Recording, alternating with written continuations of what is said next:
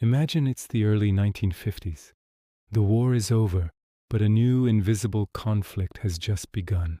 A war for the human mind. In the halls of power, whispers turn into a chilling question. What if we could control the enemy's thoughts, erase their memories, and turn them into puppets?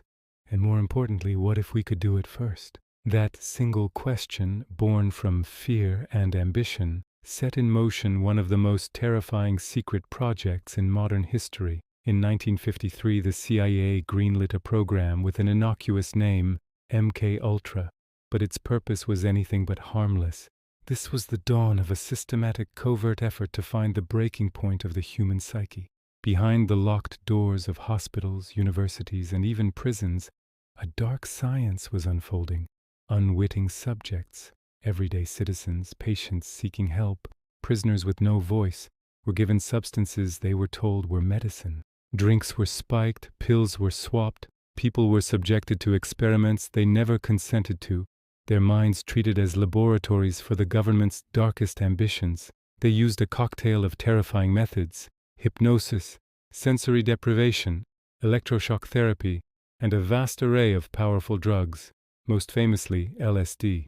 The goal was simple yet monstrous: to shatter a person's identity and rebuild it from the fragments. They wanted to create the perfect spy, the unquestioning assassin, an agent who could carry out a mission and then forget it ever happened. They were trying to erase guilt, rewrite loyalty, and fundamentally reshape reality itself. For years, the project operated in the deepest shadows, a ghost in the machine of national security. The story of Frank Olson, a brilliant government scientist, is a chilling window into the heart of this darkness. Loyal, trusted, and deeply involved, Olson was one of their own, but then, during a retreat, his colleagues secretly dosed his drink with LSD. He had no idea what was happening. His reality began to crumble, and he believed he was losing his mind. The paranoia and terror were unbearable.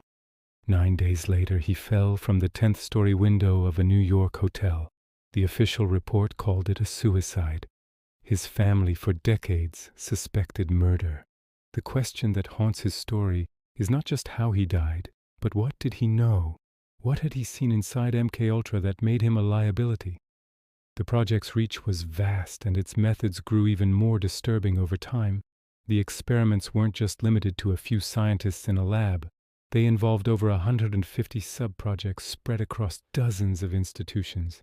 They targeted the most vulnerable: mental patients, prisoners, and even children. Anyone who wouldn't be missed. Anyone whose story wouldn't be believed. They were pushing the boundaries of ethics, morality, and human decency, all in the name of a twisted version of security. They were creating a technology of control, a weapon aimed not at the body, but at the very soul, and for a while it seemed like they were succeeding. The secrets were buried deep, but secrets like these have a way of clawing their way to the surface. In the 1970s, a single document, a needle in a haystack of government paperwork, was leaked to a journalist. It mentioned 2 words: MKUltra. That one leak was the spark that lit the fire. Suddenly, congressional hearings were convened. Investigations were launched. Brave whistleblowers began stepping out of the shadows, risking their careers and their safety to expose the truth. What they revealed was a nightmare far worse than anyone could have imagined. Thousands of victims, a web of deception, and a trail of destroyed evidence. The CIA claimed most of the files had been deliberately destroyed just a few years earlier. A convenient lapse in judgment, they called it. But enough fragments survived, enough testimonies were heard to prove that the line between science and madness had not just been crossed, it had been erased. Now you might think this is where the story ends, a dark chapter of history, exposed and shut down. But it doesn't. Because the core idea behind MKUltra, the desire to influence and control human behavior, didn't disappear. The technology just evolved. The crude methods of drugs and torture are no longer necessary. Today the tools are far more subtle, and they're everywhere. They're in the devices we hold in our hands. The new currency of control isn't a chemical, it's data. Every click you make, every article you read, every video you watch, Even the moments you hesitate before scrolling, it's all measured, collected, and analyzed. Complex algorithms are building a profile of you, learning your habits, predicting your behavior, and subtly guiding your decisions. They no longer need to break your mind.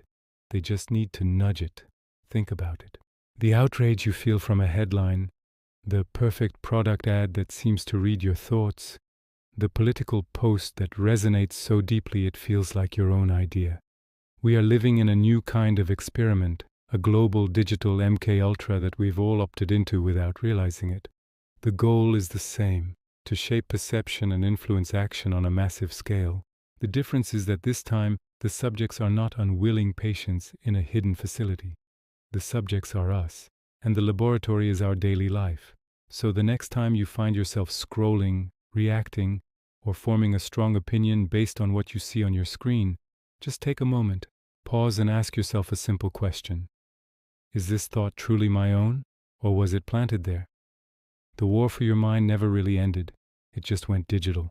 Thanks for watching. If this story made you think, please consider liking this video and subscribing to the channel for more deep dives into the stories that shape our world. Stay curious and stay aware.